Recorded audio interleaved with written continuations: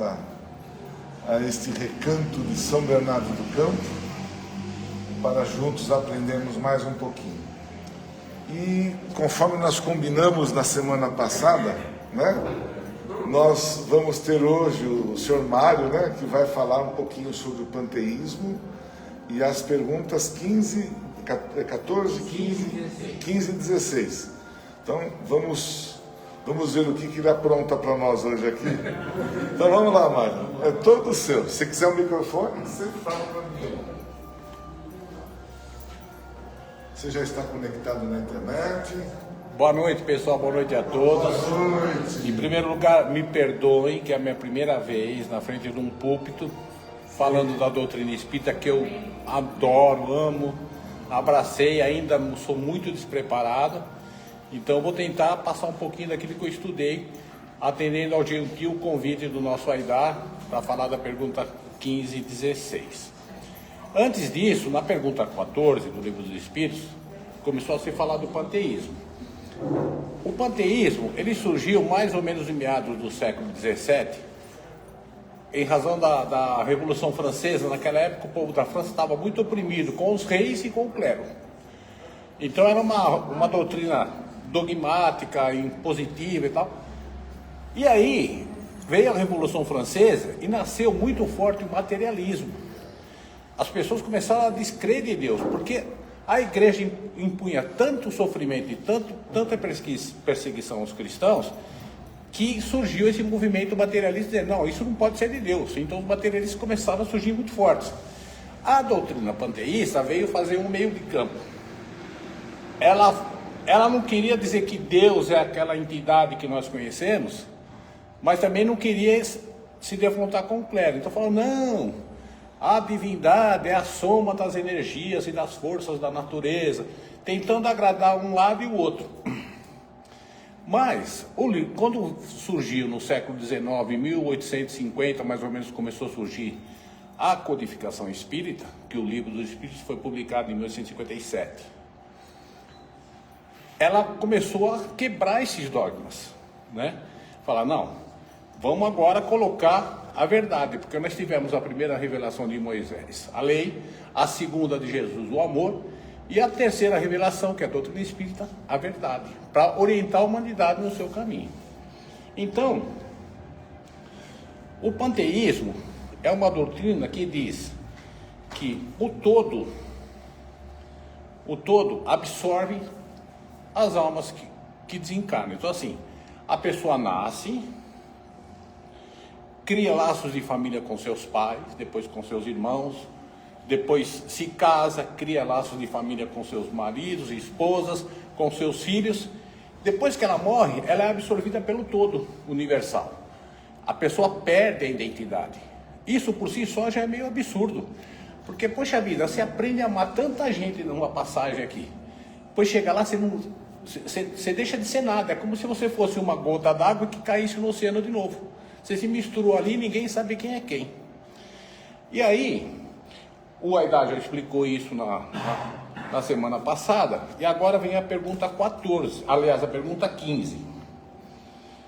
O que pensar da opinião segundo a qual todos os corpos da natureza, todos os seres, todos os orbes do universo seriam partes da divindade e constituiriam em conjunto a própria divindade? Quer dizer, tudo junto seria a divindade. Ou seja, o que pensar da doutrina panteísta? E aí os espíritos respondem: o homem, não podendo tornar-se Deus, quer pelo menos ser uma parte dele. Quer dizer, é uma doutrina que, já que eu não consigo ser Deus, que eu seja uma partezinha dele, eu vou ser uma parte dele porque eu sou uma das forças da natureza. É pura arrogância, puro orgulho da parte de quem pensa assim, né? Porque nós jamais seremos parte de Deus, nós seremos sempre criaturas de Deus. Nós temos uma jornada evolutiva que um dia vai nos colocar próximo de Deus, bem próximo, bem ligado como Jesus é. Mas jamais seremos parte de Deus. Deus é único. Até porque a própria natureza de Deus é diferente da nossa, né? Na pergunta 16, eles Posso dizem... fazer uma pergunta? Pode. Antes de você... Claro. Vou judiar de você. Pode provocar. Então, na doutrina panteísta, né, nós ao desencarnarmos, nós vamos fazer parte De um todo. Somos absorvidos pelo Por isso todo. todo. Nós vamos reencarnar ou não? Não. Porque quando a pessoa morre, segundo a doutrina panteísta, ela é absorvida pelo todo universal. É uma alegoria que eles criaram, né? Uma abstração que eles criaram para dar uma destinação para a alma. Só que como ela é absorvida pelo todo, ela perde a sua identidade. O Mário vai chegar lá, não vai ser mais o Mário, o Guardar não vai ser mais o Mário, elas vão ser absorvidos. Então, Não, é uma abstração. Essa coisa fantasiosa é que eles falam que é a divindade. É a mesma coisa que se falar assim, tem um monte de lobos, juntos formam uma alcateia, mas existe um ser chamado alcateia? Não tem, a alcateia é um conjunto. E lá eles falam que esse todo universal é um conjunto daqueles que vão e que vêm, mas não significa que nós vamos nos identificar quando sairmos de lá. A hora que a gente morre, cessou tudo, a gente não sabe mais quem é, os nossos seres que foram antes da gente, as pessoas que nos precederam na morte, a gente não vai lembrar, eles também não lembram da gente, porque estão todos nesse todo, nesse conjunto de forças da natureza. Então que aí nós estaríamos abrindo um precedente. Se eu agir certo ou errado, tanto faz. Tanto faz.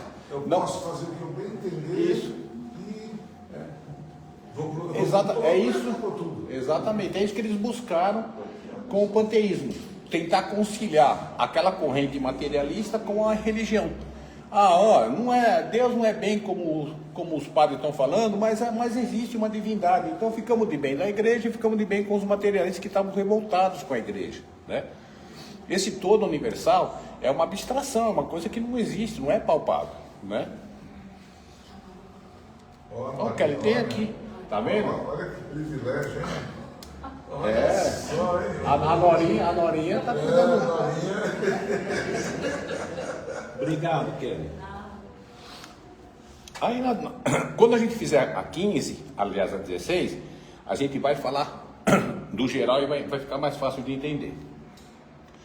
Os que acreditam, agora a pergunta, os que acreditam na doutrina panteísta pretendem encontrar nela alguns dos atributos de Deus? Sendo infinitos os mundos, Deus também o é? Não existindo o vazio ou nada em parte alguma? Deus está em toda parte. Estando Deus em toda parte, já que tudo é parte integrante de Deus, Ele dá a todos os fenômenos da natureza uma razão de ser inteligente. O que pode se opor a esse raciocínio? Então, dizendo assim, quando a gente acredita na doutrina panteísta e acha que Deus é parte dessa doutrina e Deus é formado dessa doutrina, e como não existe vazio, Deus está por toda parte. Porque se Deus, na doutrina panteísta, é a reunião de todas as forças da natureza, eles querem dizer com isso que Deus está em toda parte, junto com as forças da natureza, né? E Deus está em toda parte, já que é parte integrante de Deus.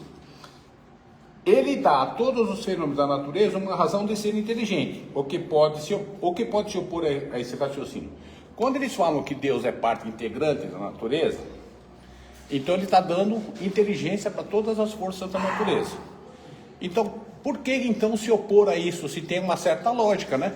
Deus é parte integrante da natureza e dá inteligência para toda a natureza. Por que se opor a isso? Aí eles explicam assim: o que se pode se opor a isso é a própria razão. Basta fazer uma reflexão madura e não será difícil reconhecer o absurdo dessa doutrina. Agora vamos ver o comentário de Kardec a respeito disso. A doutrina panteísta faz de Deus um ser material, já que ele é a reunião das forças da natureza, então Deus se torna matéria, o que já é o primeiro absurdo. Embora dotado de suprema inteligência, seria em escala maior o que somos em escala menor. Quer dizer, se Deus é parte da natureza e nós também somos, Deus só é um pouco melhor que a gente, porque nós somos bem parecidos com ele, porque nós somos matéria, e aqui eles falam que Deus é matéria, né? Aí vamos em seguida. Como a matéria se transforma sem parar, a gente vê nas forças da natureza a transformação constante da matéria.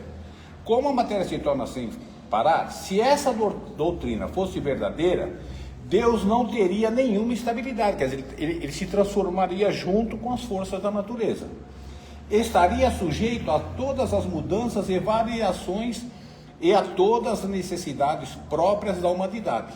Então ele passaria a ser um ser que teria as mesmas necessidades da humanidade, porque ele faria parte dessa natureza, né? Faltaria a ele um dos atributos essenciais da divindade, a imutabilidade. Deus é imaterial, imutável, né? Imutável, o que é? Você sabe?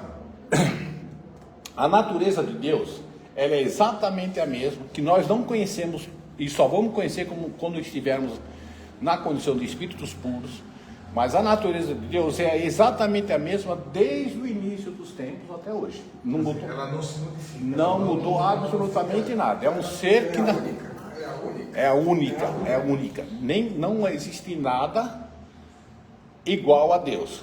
No universo existem 3 elementos, em todo o universo: Deus, matéria e espírito. Veja que Deus está fora da matéria e está fora do espírito. A gente vai ver isso em obras do Chico, que Emmanuel fala e outros falam.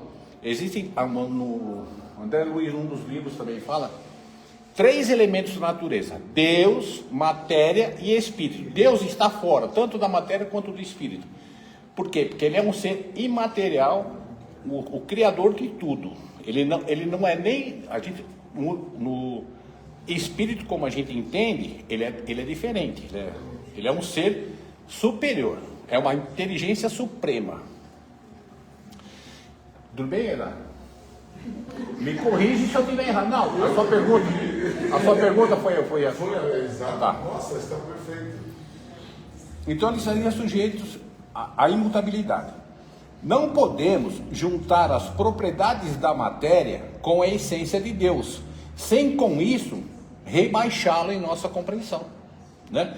Se a gente pegar os atributos de Deus, ou melhor, se a gente pegar as propriedades da matéria e associá-las à essência de Deus, a gente estaria rebaixando Deus à matéria. Então ele pode enferrujar, ele pode pegar gripe, ele pode... Não, é impossível, né? Todos os argumentos utilizados não conseguirão explicar a natureza íntima de Deus. A gente não tem a menor condição ainda de entender a natureza íntima de Deus. Talvez, de todos que passaram por esse planeta, só um ser pode entender a natureza de Deus, ou próximo de entender, que é Jesus. Não sabemos tudo o que Deus é, mas sabemos o que ele não pode deixar de ser. Isso é importante. Nós não sabemos tudo o que Deus é. E não cabe para a gente agora, a gente não tem condição, a gente ia enlouquecer se soubesse tudo. Mas a gente sabe o que ele não pode ser.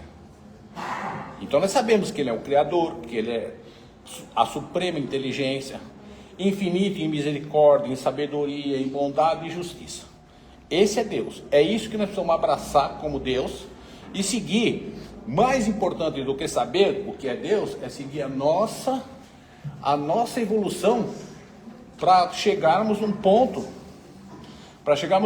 de um dia nos aproximarmos dele. E aí sim a gente vai conhecer melhor a Deus, né? Mas sabemos o que ele não pode deixar de ser.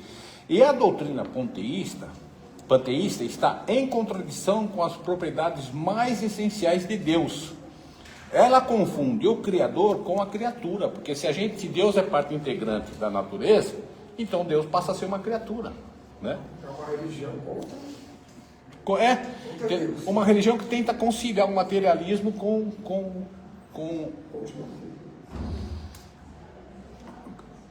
ele confunde o Criador com a criatura, exatamente como se quiséssemos, olha que interessante agora, exatamente como se quiséssemos que uma máquina engenhosa fosse parte integrante do mecânico que a criou.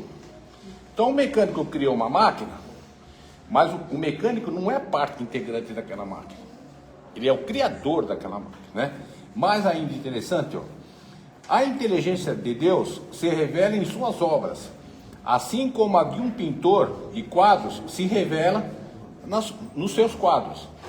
Mas as obras de Deus não são o próprio Deus, assim como os quadros do pintor não são o próprio pintor. Então, você está lá, Renoir pintou uma série de quadros. Renoir não é parte daqueles quadros, ele é criador daqueles quadros. Então, ele é um ser à parte da criação dele. Imagina Deus, então, que criou esse imenso universo, né? Aí, eu aproveitei, fiz uma colinha aqui. Isso já estava, olha só, eu dei uma oportunidade para esse senhor. Ele vai, daqui a pouco, ele vai pegar o tempo do Almarilha ali, que vai dar uma Não. Olha lá, hein, senhor. Então, para resumir, Deus é imaterial, imutável, criador e não parte da criação. Ponto.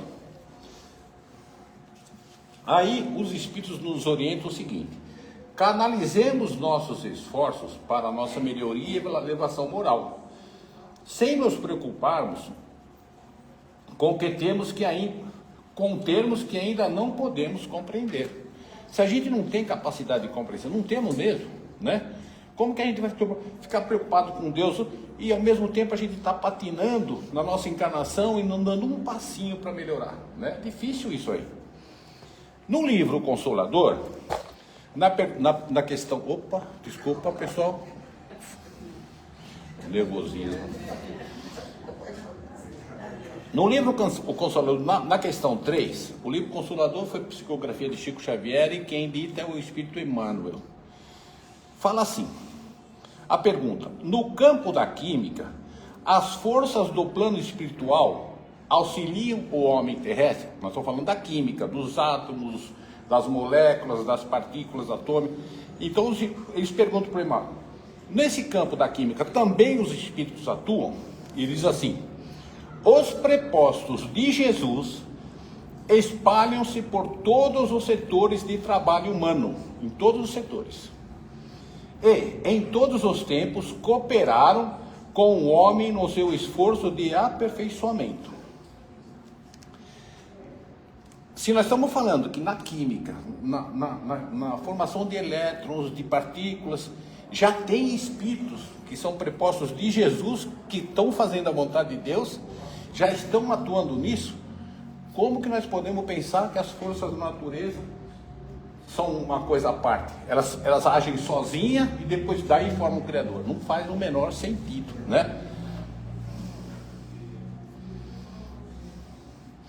Aí, concluindo, não há nenhuma força da natureza que não seja regida pelos prepostos de Deus. Não existe nenhuma força. Vento, chuva, raio, trovão, sempre tem algum espírito de alguma forma atuando nisso. Sempre tem. Não que eles vão, eu vou fazer chuva, agora com a barriga. Não é assim. Mas existe uma pleiade de espíritos em cada orbe atuando para essa ou aquela situação de clima, de temperatura. Tipo uma energia. Eles emanam energias mesmo. Eles emanam energias mesmo. No livro Nosso Lar, ainda dá temos um tempinho, né? Fique à vontade. No livro Nosso Lar, Todo seu. no livro Nosso Lar tem uma parte que André Luiz, já recuperado no plano espiritual, já mais calmo, o benfeitor dele leva ele para visitar o antigo lar. E qual não é a surpresa dele quando ele vê a mulher dele casada em segundas núpcias, né? E os filhos mal falavam dele, só uma que lembrava de vez em quando.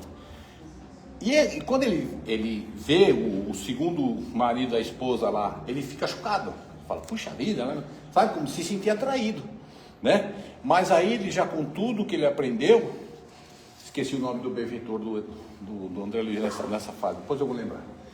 Ele pega e começa a orar, pedir para Deus acalmar ele nessa situação, e vê que esse segundo marido está num estado muito grave de saúde, numa cama, num leito, mas muito grave mesmo. Aí ele mentaliza uma benfeitora que ele tinha lá em nosso lar, a Narcisa, e a Narcisa vem em socorro dele, só mentalizando. Aí ela vem, ela explica a situação, ela vai na mata, lá tem seres elementais e outros benfeitores que pegam energias da natureza, colocam num fluido, levam até o quarto dele e depositam esse fluido na água dele. No dia seguinte ele está se recuperando. Pura energia, pura energia. Como Jesus impunha a mão numa pessoa doente e ele reconstituía o campo celular daquele problema e a pessoa se recuperava. Essas energias são todas emanações de Deus, ou por vontade de Deus, porque ele tem os seus prepostos que o auxiliam, mas sempre é criação de Deus. Então essa criatura junta não pode ser Deus, porque seria uma revolução, né? Você criar um universo e depois o universo falar, agora você faz parte da gente. Não, aí não dá. Deus é um criador incriado, imaterial, imutável. Eu acho que é isso aí, cara. Não, pelo amor de Deus. Pelo amor de Deus. Gente, nasce um novo palestrante. É a primeira vez dele, amado. É a primeira vez que essa criatura vem aqui. Ele falou melhor do que eu. Você se aprofundou. Você vai conversar com a nossa secretária, você vai ser o novo palestrante da casa. Não. Sério? Eu estou falando sério. Gente, nossa, ele se aprofundou, ele fez. Olha, eu estou assim. Eu segui o que Jesus falou lá no livro dos Espíritos do Evangelho. Olha, vocês que estão em casa, vocês estão de prova. Nasce um novo palestrante. Mário, pode pôr para a Cris aí que é o novo. O trabalhador está pronto, o serviço aparece. Você vê, rapaz, olha, Mário. Ele estava escondido aqui. Escondido. Parabéns, parabéns. Não, sério. Eu acho que todos vocês estão de acordo, estão? Parabéns.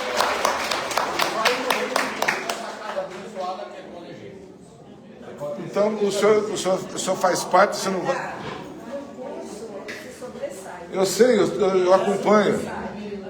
Eu sei disso, ele é estudioso, eu sei disso. Obrigado.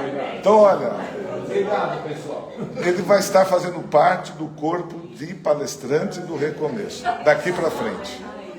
Mas me dá um tempo para Com certeza. Um dia para o outro, faltou palestrante, você vem e faz a palestra. hoje já apareceu de sopetão. Bom, gente, boa noite a todos. Depois dessa aula do panteísmo, gente, o panteísmo é uma coisinha desse tamanho. Ele dissertou de uma forma tão gostosa e tão bonita, se aprofundou em outros livros. Maravilhoso, meu amigo, maravilhoso. Olha, Mas graças a Deus, sempre. com certeza. Então, esse tema do panteísmo, né? Agora a gente na próxima aula. Eu vou perder meu cargo aqui agora. Nós vamos estudar elementos gerais do universo, que você deve ter bastante conhecimento sobre isso. Mas vamos lá. Graças também a Malu, que é a nossa preceptora no curso, né? Ela que ajuda Mas muito. você já é um estudante. Então vamos fazer a 17 e a 18. Conhecimento dos princípios das coisas. Tá bom, tá feito. Ó, eu não vou mais fazer o estudo do livro dos Espíritos. O Mário vai fazer doravante. Sério? Sério? Fechado. Gente, vamos lá então. Antes de nós iniciarmos, né? Por pouco ele já não pega o espaço do Amarildo, né? Mas tudo bem. Mas vai ser mais um que vai passar dos horários aqui, né? Não, né? Então tá bom. Então, agradecendo, né, mais uma vez a oportunidade que nós temos nesta casa, de darmos oportunidade, de você vê, gente, todos nós somos capazes, todos. É só dar um empurrãozinho e a gente sai daquela redoma que a gente fica, né, de medo, que não sabe o que tem do outro lado. É a coisa mais gostosa quando você...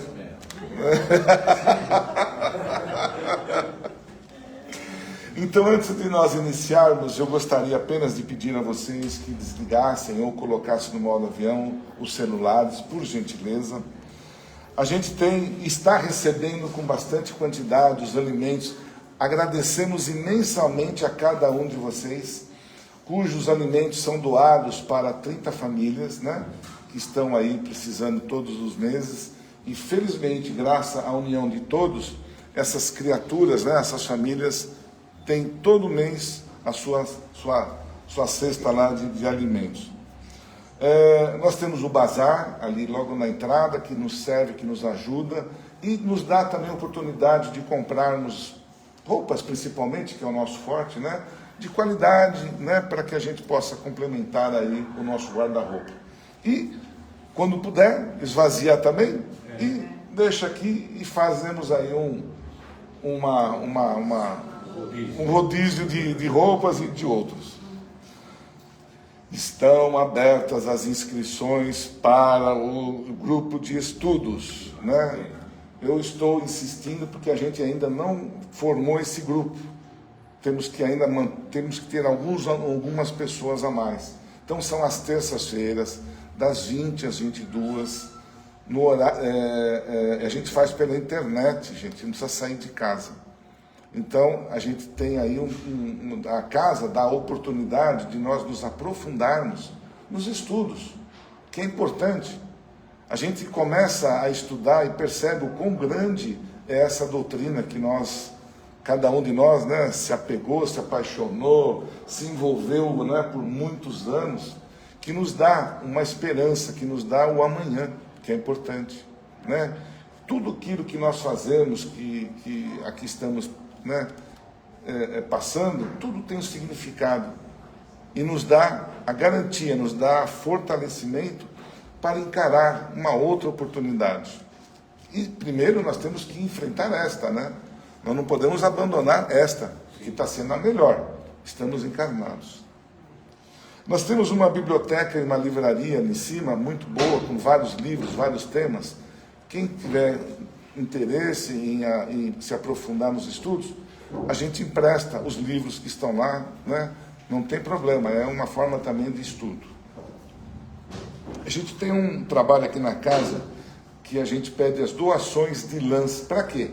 A gente faz os quadradinhos do amor, que são formados, né, por vários tipos de lã, e a gente monta os cobertores, as mantas, enfim, tudo aquilo que seja doado, que nós doamos para aquelas crianças recém-nascidas nos hospitais.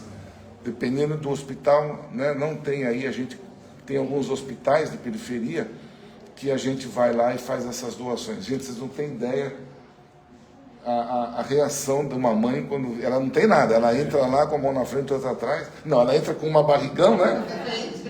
Ela entra com um barrigão, sai com um pacote e não tem como embrulhar aquele pacote, às vezes, né?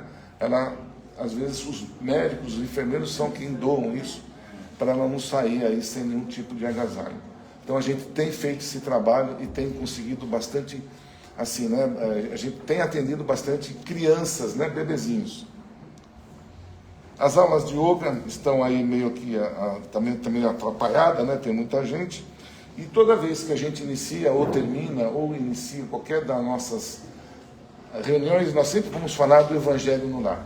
É importantíssimo que cada um de nós, quando estamos em casa, acendemos uma luz, acendemos a luz do Evangelho, que nos fortalece, né? Que nos traz a luz e o conforto no nosso lar, assim como a nossa casa também o faz.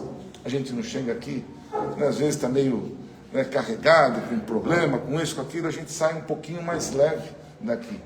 E quando a gente chega em casa, nós temos que dar continuidade. E o Evangelho tem esse trabalho, ele tem esse poder de assegurar e de manter o equilíbrio na nossa casa. Tá bom? Então vamos lá.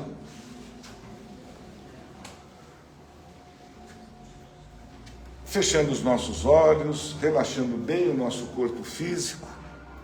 Um colóquio bem gostoso, amoroso com Jesus, de agradecimento pela oportunidade que Ele está nos dando de aqui estarmos presentes a esta casa, juntamente com aqueles que nos assistem e nos ouvem pela internet, onde os benfeitores, com muito carinho, prepararam todo este ambiente para nos atender, nos ajudar, estender as mãos a nós, as nossas súplicas.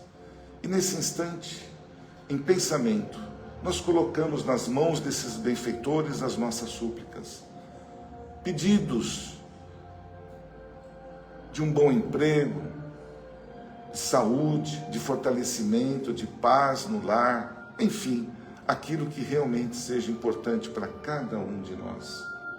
E é um momento muito importante nesta casa, nesse momento, onde nós criamos uma energia muito forte, e esta energia ela invade, através dos nossos pensamentos e dos benfeitores, as creches, os hospitais, os asilos, aqueles andarilhos que não têm às vezes aonde ir para ir, nas prisões, enfim, onde o nosso pensamento possa chegar, lá estará esta luz que irá fortalecer esses corações. E principalmente o nosso planeta, que passa por momentos, vamos dizer assim, uma turbulência, né? Mas que através do nosso amor, da nossa fé, chegar até esses dirigentes desses países, para que eles possam entender o quão é importante mantermos em paz, de nos mantermos sabedores do quão é importante uma vida humana. Enfim, que possamos orar nesse instante por todos esses detalhes que aqui criamos. E de joelhos perante Ti, Jesus, em pensamento, colocamos a oração que nos ensinastes. Pai nosso, que estás nos céus, santificado seja o Teu nome. Venha a nós vosso reino. Seja feita a vossa vontade, assim na terra como nos céus. O pão nosso de cada dia nos dai hoje. Perdoa, Senhor, as nossas ofensas, assim como perdoamos aqueles a quem nos têm ofendido. E não deixeis, Pai, cair em tentações. E livra-nos de todos os males, que assim seja. Que assim seja. Desejo a todos uma boa estada aqui na nossa casa e um excelente retorno a cada casa de vocês. E não deixe de dar aquele abraço gostoso nos parentes, naqueles que ficaram lá, dividindo a energia que aqui estamos adquirindo. Uma boa palestra para vocês. Amarildo, uma excelente palestra. Obrigado. E que a sua voz soe bem longe. Maravilha. Falou? Muito bom. Uma boa noite para todos. Boa noite a todos. Sempre uma alegria poder estar aqui com vocês. E ainda mais pegar um estudo, né? Tema tão importante, né? Panteísmo. Muita gente ainda mistura, né? Acho que nós somos um pedacinho de Deus, né? Se fosse isso, a gente parava para pensar, Deus não seria perfeito, né? Porque toda a nossa imperfeição fazer parte de Deus, Deus não seria perfeito, né? É bem isso. Bom, que a doce paz de nosso irmão Jesus possa envolver os nossos corações, possa dilatar as nossas consciências para a compreensão do nosso tema, do nosso assunto de hoje. E o assunto hoje, pessoal, vocês vão ver, tem bastante coisa interessante. A gente vai falar algumas coisas aí bem interessantes. É um assunto extremamente importante quando a gente entende esse assunto e a gente passa a refletir ele, tá? Por vários aspectos, mas eu marquei um em especial.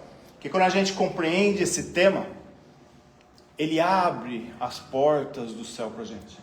Ele nos conecta com o recurso infinito do universo. Tá? Então a gente vai caminhar por ali. Mas antes da gente falar, vamos fazer algumas considerações antes. 1928, Chico Xavier e Pedro Leopoldo. Chico Xavier ainda era novinho, 18 para 19 anos. Ele conhecia o mendigo, esse mendigo era cego, ia nas ruas, né? E era cego, e ele estava sempre acompanhado de um outro mendigo que bebia um pouquinho, né? Gostava de uma cachaça. E Chico conhecia ele, tinha uma certa afinidade. E certa vez, os dois andando, o rumo dele estava de fogo, não cuidou do mendigo cego, e o cego caiu numa ponte, se machucou todo. se estrupiou todo. Chico, vendo aquilo, se compadeceu dele e resolveu ajudar. Aí o que Chico fez? Alugou um quartinho para ele e começou a cuidar dele. Só que Chico trabalhava, né? Ele tinha um serviço dele, tudo, não estava dando conta. Passou uma semana, ele não estava dando conta. E na cidade tinha um periódico, um jornalzinho, né? Então Chico resolveu colocar no jornalzinho pedindo ajuda. E colocou lá, explicou a situação, disse que precisava de ajuda. Passou uma semana, não apareceu ninguém. Passou 2 semanas, não apareceu ninguém. Depois de 2 semanas, vieram 2 mulheres conhecidas na cidade. Elas eram prostitutas, né? Cheio de dedos, vai falar com Chico: Chico, a gente se prontifica a ajudar ele, se você não se importar.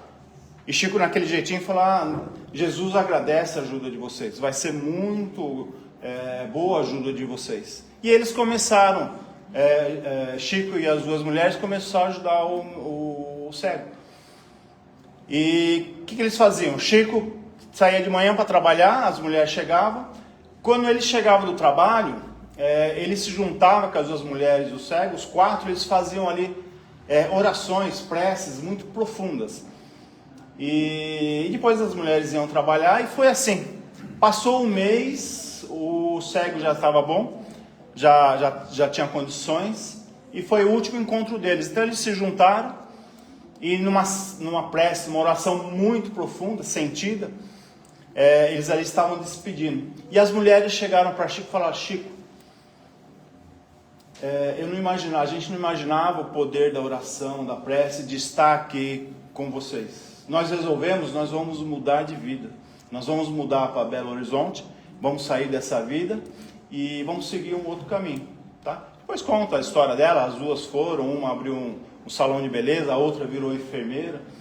E até recentemente parece que tinha uma que estava viva ainda, tá?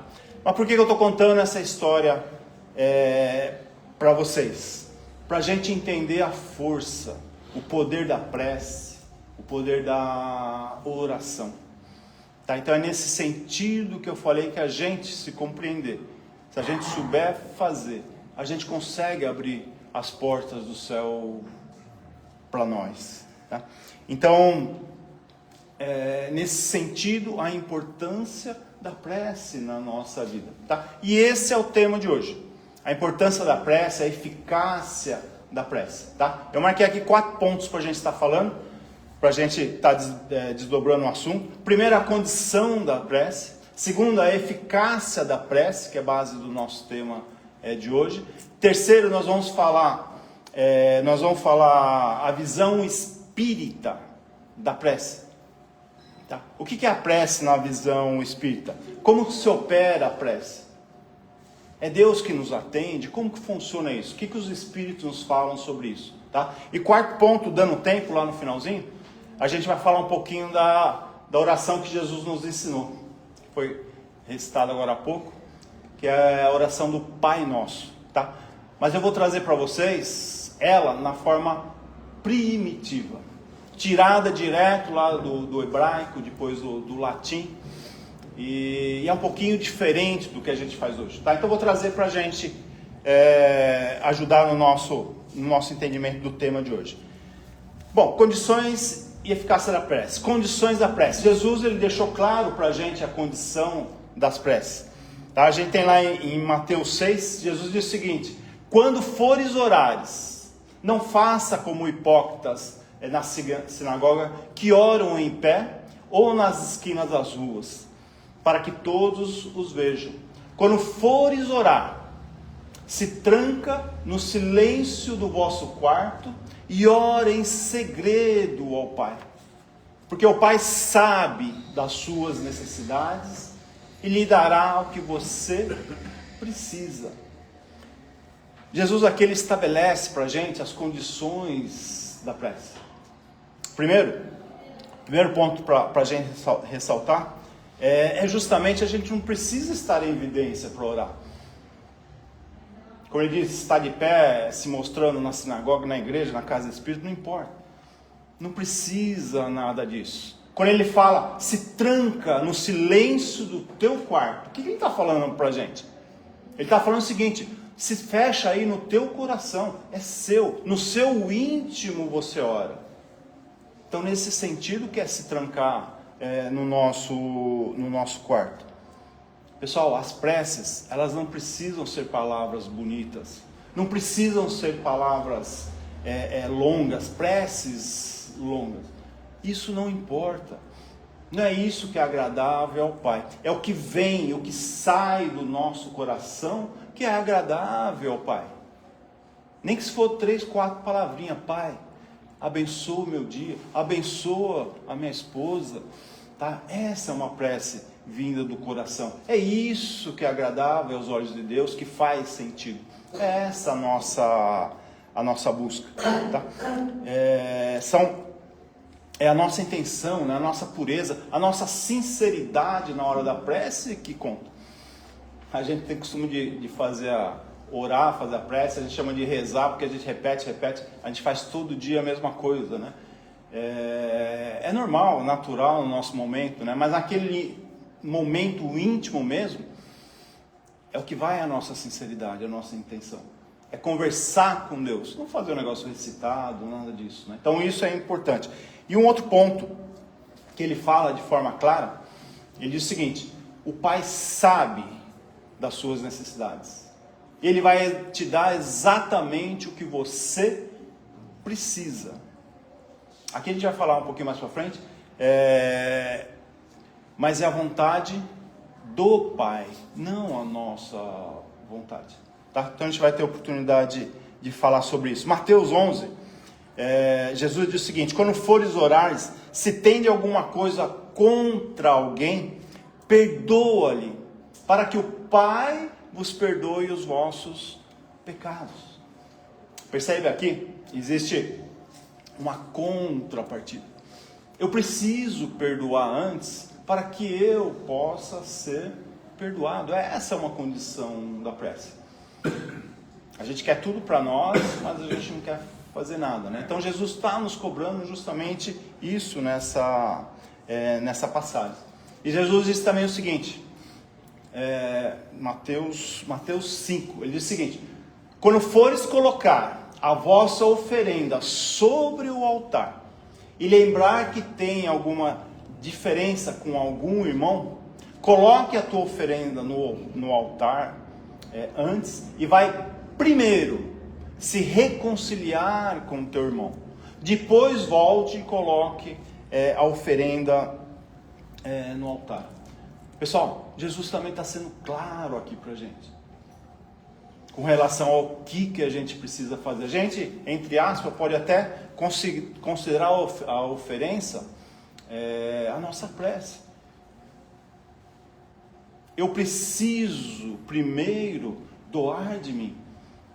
Ir conciliar com o seu irmão é um ato de amor, é um ato de caridade. E isso, como eu disse agora há pouco, também aos olhos do Pai é o principal para a gente. Não adianta nada eu viver de joelhos, viver em prece e oração, se eu não tenho capacidade, se eu guardo ódio, raiva, rancor de alguém, vontade de se vingar. Adianta. É isso que Jesus está falando para a gente nessa passagem. Não adianta, coloca a sua oferenda lá. Vai primeiro agir, fazer o que tem que fazer de acordo com Ele, ensina com os seus ensinamentos. Isso é o principal para nós. Tá? Então, a capacidade de perdoar e pedir perdão. Isso já por si só já é uma prece. É isso que abre as portas do céu e nos faz conectar com os recursos infinitos do universo. A gente vai falar também, né, daqui a pouquinho um pouco sobre isso. Pessoal, a gente faz prece, ora, em 3 circunstâncias. Uma a gente é craque nela, né? Tenho certeza, eu sou, né? Acredito que muitos de vocês também. A gente faz a prece para louvar a Deus, ao Cristo. A gente faz a prece para agradecer, é a mais importante, uma das mais importantes, junto com a louvar ao Pai. E a terceira, aqueles que comungam comigo aí vão entender, é o pedir. Nós somos eternos pedintes, a gente pede o tempo todo. A gente pede para a gente, pede para a família, pede para o amigo, a gente pede para o encarnado, para o desencarnado. Então tudo isso faz parte da nossa prece, tá? Mas nós somos eternos pedintes. É natural no nosso momento, na nossa situação, tá? Mas aí vem Jesus e diz o seguinte para a gente, é Mateus 11. Todas as coisas que vós pedires em oração, crede que vós recebereis. Aqui uma grande questão, muitos misturam tudo isso. Pessoal, quantas coisas a gente pediu e nunca recebeu? Né? Quem aqui já não passou por isso? Por isso que eu disse, a gente é muito mais pedinte do que a gente ora. A gente pede muito mais do que a gente agradece, do que a gente louva a Deus. Tá, mas o que eu quero dizer é o seguinte: Jesus falou que o que a gente pedisse, a gente ia receber. E ele disse que a gente receberia segundo a nossa necessidade, o que a gente precisasse. Tá? E aqui entra uma grande questão. Por que a gente pede e nunca recebe? Porque nós estamos focados, pessoal, normalmente nas coisas materiais. Ou quando não, nós não estamos nos colocando e entendendo as coisas pelos olhos da alma. Nós somos seres espirituais, não somos? Nós somos, já falei acho que aqui numa outra oportunidade, nós não somos um corpo de carne que possui um espírito. É o contrário. Nós somos um espírito que provisoriamente anima um corpo de carne. Somos seres espirituais. O que está ligado ao nosso merecimento e o que a gente precisa não são as coisas materiais. Podem até ser, por efeito, por consequência.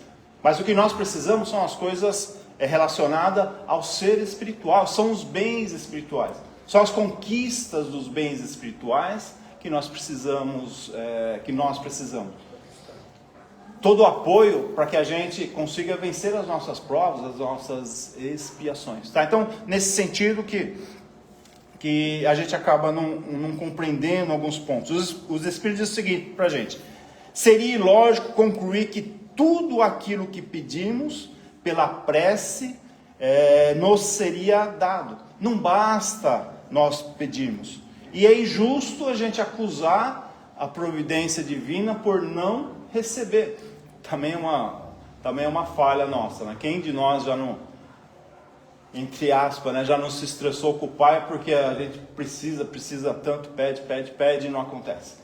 Aí vem o desânimo, aquelas coisas, a gente acaba entrando, às vezes até em depressão e acaba fugindo, entre aspas, aí as regrinhas, né? Tá? Mas é nesse sentido. Tá? Somos seres espirituais. O que a gente precisa está ligado à nossa caminhada espiritual, não às coisas materiais. Tá? Então, a gente falou agora pouquinho. Jesus fala, né? Pai, seja feita a vossa vontade, não a nossa. Se eu pedir alguma coisa e aquela coisa que eu pedi não está ligada às minhas necessidades, no meu processo, na minha caminhada evolutiva, eu não vou receber. Eu posso pedir 200 coisas, 1000 coisas que eu não vou receber. Agora, se eu receber alguma coisa que eu peço, todos nós já recebemos, né?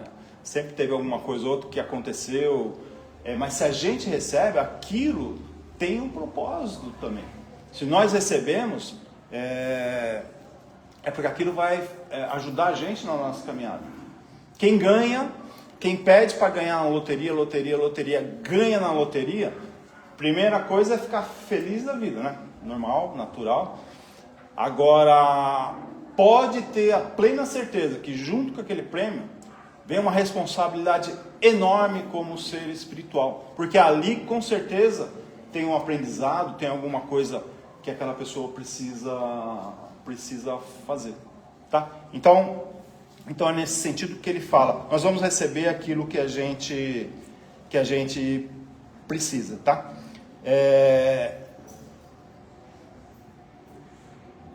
O que Deus nos concederá se nós pedimos com confiança? Isso é o que os Espíritos nos falam. quando nós pedimos para Deus, o que Ele vai nos direcionar? A coragem, a paciência, a ajuda dos bons espíritos, para que nós não estejamos desamparados. É nesse sentido que nós vamos receber todo o apoio que a gente precisa.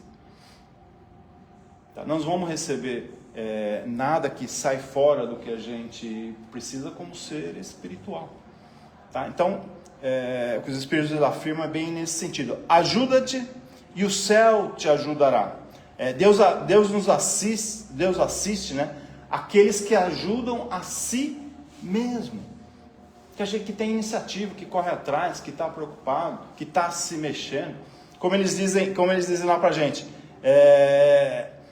não aqueles que ficam apenas esperando o socorro alheio, né, e ficam esperando o estralar de dedo de Deus para as coisas acontecer, esperando as coisas caírem do céu ou um milagre acontecer. Não, gente. Isso pode até acontecer no meio do caminho, mas a gente não tem que ficar esperando isso. Nós temos que nos mexer, correr atrás, buscar nosso caminho, né? Acertar nas coisas que a gente precisa fazer. Pessoal, visão espírita da prece. A prece, ela é uma invocação. Tá? Como eles dizem pra gente, né? É por elas que nós nos colocamos em relação mental com o ser a quem a gente direciona, onde nós direcionamos a prece. Tá? Então, uma forma de transmissão de pensamento para quem a gente pediu. Se nós oramos a Deus, é lógico que Deus vai estar ciente, mas os Espíritos são bem claros para a gente. Eles dizem o seguinte para a gente: as preces direcionadas a Deus são ouvidas pelos Espíritos responsáveis pela execução dos desígnios do Pai. Deus tem ciência, mas existe um universo, uma gleba de Espíritos iluminados que estão ouvindo as nossas preces. Entendem as nossas necessidades e irão trabalhar, direcionar de acordo com as nossas necessidades, de acordo com o que a gente precisa. O que eles dizem para a gente? Não é Deus que vai estralar, marido, você quer isso? Bom, então você precisa, tá, vai acontecer. Não. Existe todo um trabalho, toda uma estrutura por trás para atender as nossas preces, as nossas orações. Se não atender elas, para estar dando amparo para a gente. Para que a gente não se revolte, para que a gente não desanime, aquelas coisas todas. Tá? Então, nesse sentido que eles colocam para a gente. Pessoal, ação da prece. Como funciona a prece? Eu disse, é uma transmissão de pensamento. Não sei quem estuda, se vocês têm a oportunidade de estudar a doutrina, mas os Espíritos nos dizem que existe um fluido cósmico universal. O universo inteiro é formado desse fluido. Eles chamam de fluido cósmico universal. E ele é moldável, né? E ele se molda e flui conforme a nossa força de pensamento. E a oração, ela é isso. Do momento que a gente faz a nossa oração, a gente está movimentando essa matéria, esse fluido, e por ele se direciona a quem a gente está direcionando. Um ente querido que desencarnou, quando a gente faz a oração, é isso que está acontecendo. A nossa força de vontade está modelando o fluido cósmico universal e direcionando até aquele nosso ente. Quem assistiu o Nosso Lar fala sobre isso. Tá? Você vê lá que André Luiz não recebeu uma mensagem que era da mulher que atendia ela de má vontade. Mas é isso. Então a prece vai ser direcionada e ela vai chegar, ela vai ser captada. Tá? Então a nossa prece funciona como nossa voz funciona aqui no ar. O que leva a minha voz até vocês é o ar.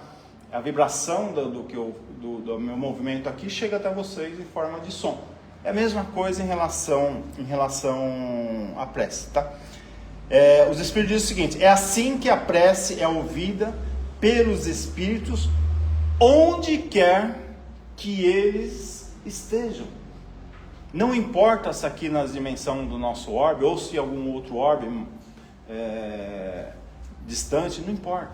A prece ela vai chegar, tá? Então é assim que funciona o mecanismo da prece, né, segundo a doutrina espírita.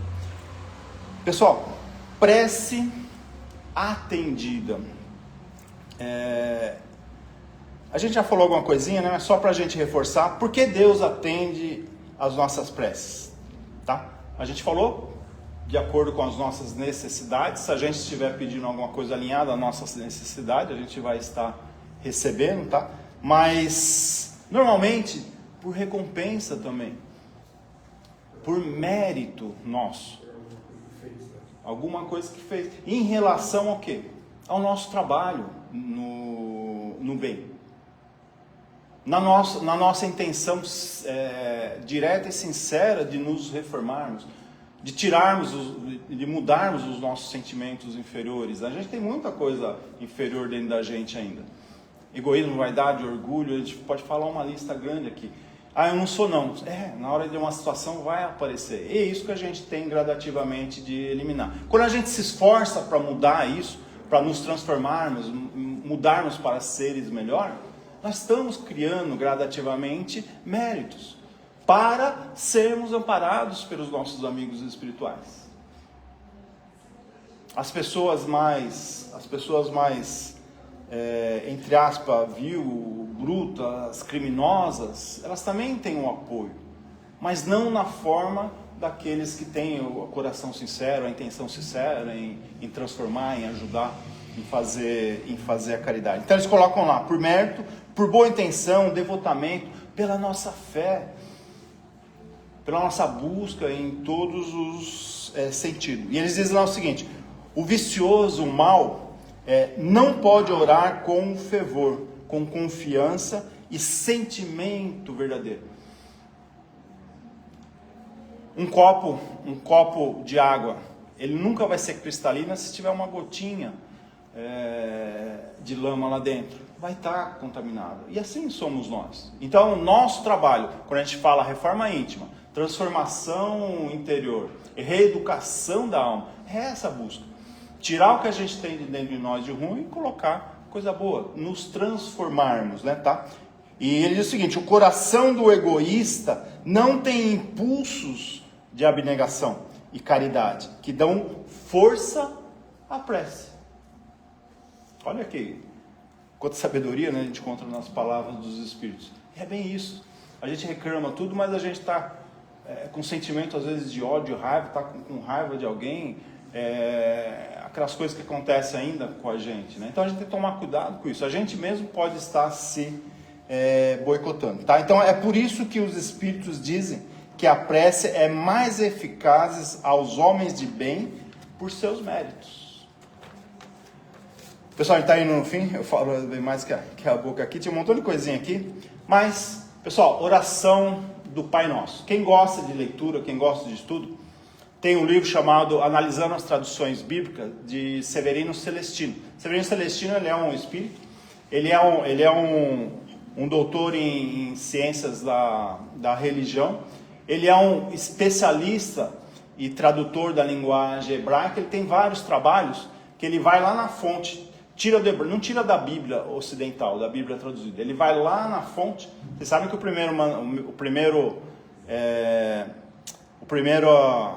primeira aliança, né, o Velho Testamento, era para ser literalmente a tradução do Tanakh, que é a Bíblia hebraica, judaica.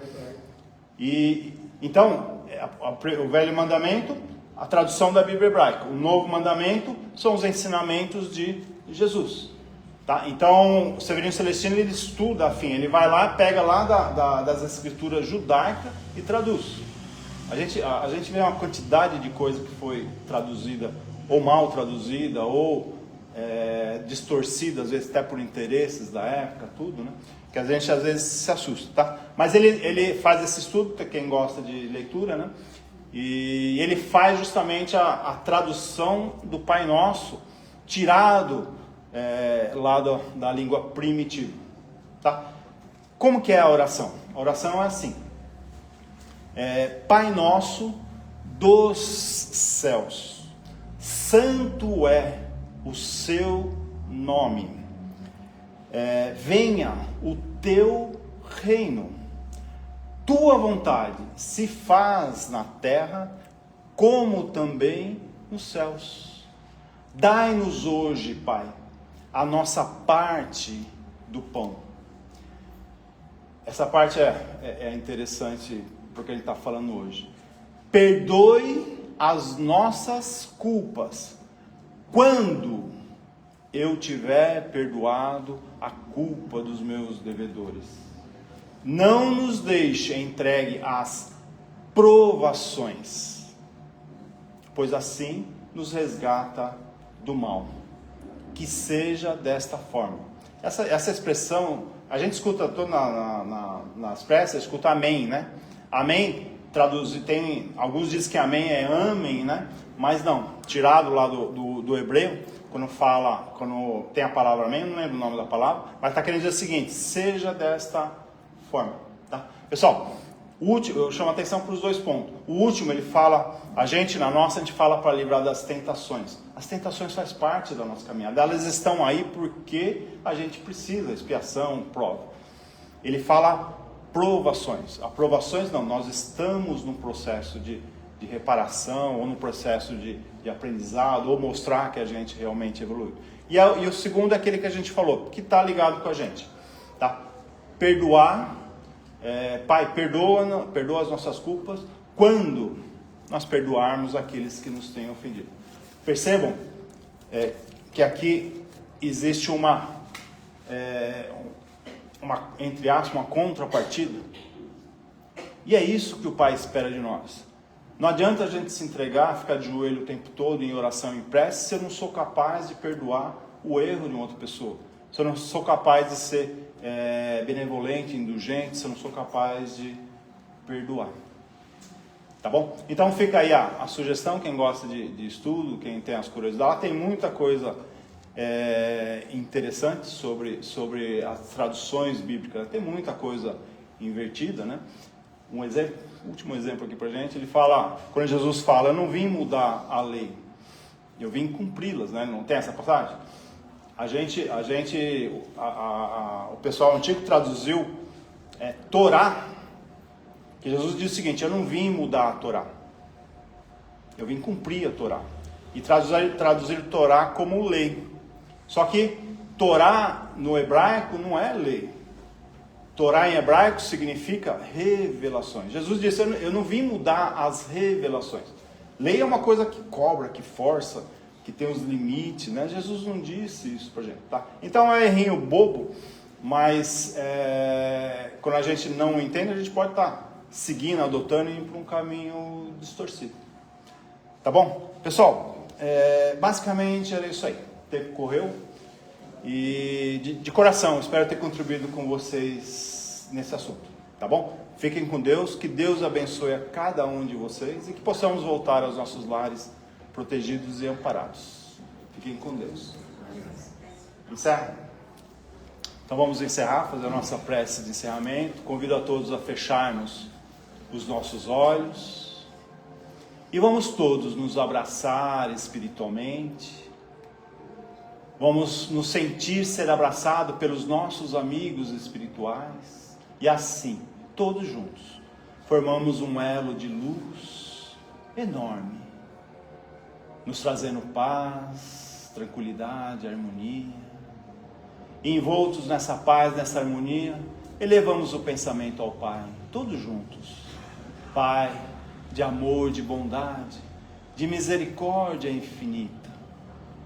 Que essa nossa luz, que essa nossa vibração, Pai, possa se unir à sua luz e ser expandida a todos os nossos irmãos que se encontram em dor. Seja dor do corpo físico, mental, seja espiritual. Que essa luz possa envolver a todos os nossos irmãos em situação de rua, os nossos irmãos presos às drogas, aos lares em desarmonia.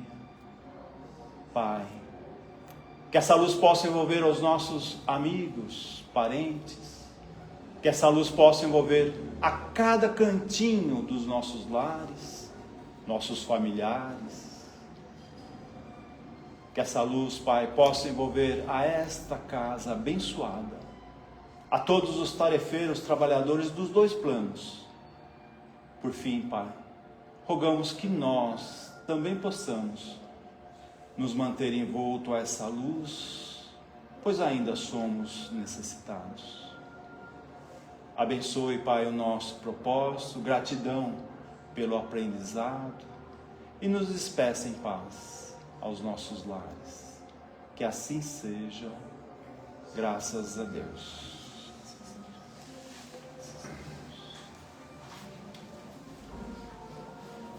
Pessoal, obrigado.